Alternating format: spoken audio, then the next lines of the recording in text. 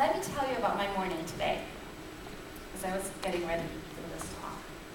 My alarm clock, which knows all about my sleep cycles, wakes me up at the exact right moment with really soothing music because it knows about my talk today. My mirror says, Rana, you look really stressed. How about 5 minutes of meditation?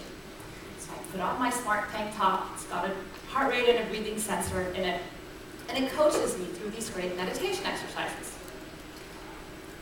And as I get dressed, my virtual intelligent coach, who's been helping me with the slides, reaches out to me and says, good luck, it's going to be great. And then as I walk out the door, Ruma, our babysitter, she's a robot, by the way, says, don't worry, kids are going to be fine.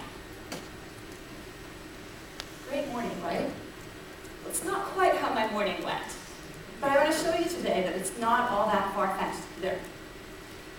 I've devoted my career to building emotionally intelligent computers and emotionally intelligent machines with empathy, because I really believe that they're going to create a new paradigm of human-computer interaction that's going to help us improve the way we learn, improve our health, and bring positive behavior change. But first, let me tell you about how I got into all of this. Clippy. Who in the audience remembers Clippy? Yes, so back in the days when I was an undergraduate in computer science, I was spending too many hours interacting with my machine.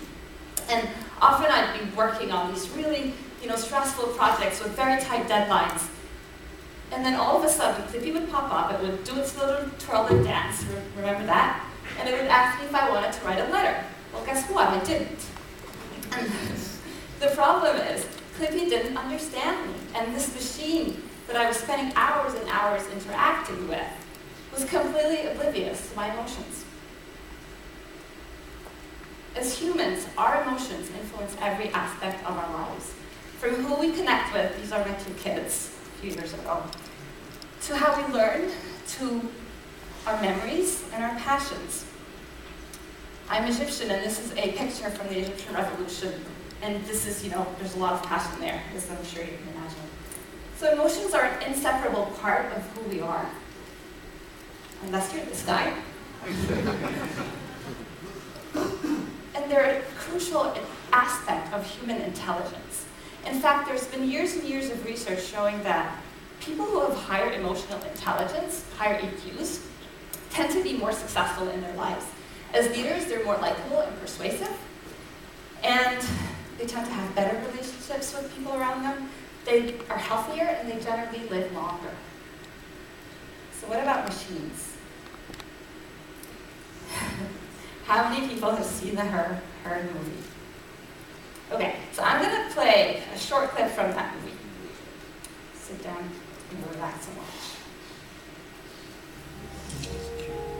You want to try getting out of bed? Mopey? Come on. You can still wallow in your misery. Just do it while you're getting dressed. You're too funny. Get up! Get up! All right, I'm getting up, Come on, out. All right, I'm up. Keep walking. Keep walking. And stop. Now turn around 360 degrees. Slower. Good. Okay, and stop. Walk forward. And stop and sneeze. Achoo! Bless you. Oh, thank you. Okay. So if you've seen the movie, you'd know that Theodore falls in love with Samantha, his operating system. And yes, it's a little bit weird. But what is it about Samantha that causes Theodore to fall in love with her? What is it about her that's just so persuasive? I mean, she manages to get him out of bed, and she manages to have him run around in circles. Why is she so persuasive? And the reason is she understands his emotions. So humans have this fundamental need to connect with others. And through emotion, she's been able to do that at a very deep level. Now, I'm not interested in my research to build technologies that we fall in love with, but I am interested in leveraging empathy in technology and empathy in machines to drive positive behavior in our lives. So how would you do that? How would you build a machine that can understand emotion. So humans communicate emotion through a number of channels, obviously through voice, gestures, physiology if you're wearing sensors, and through the face. The face happens to be one of the most powerful channels for communicating social and emotional information.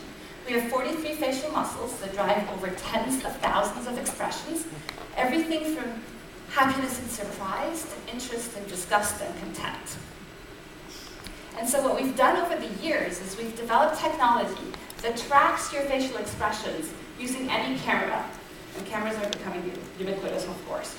So the idea is you find a face, you track the main features of the face, your eyes, your eyebrows, your lips.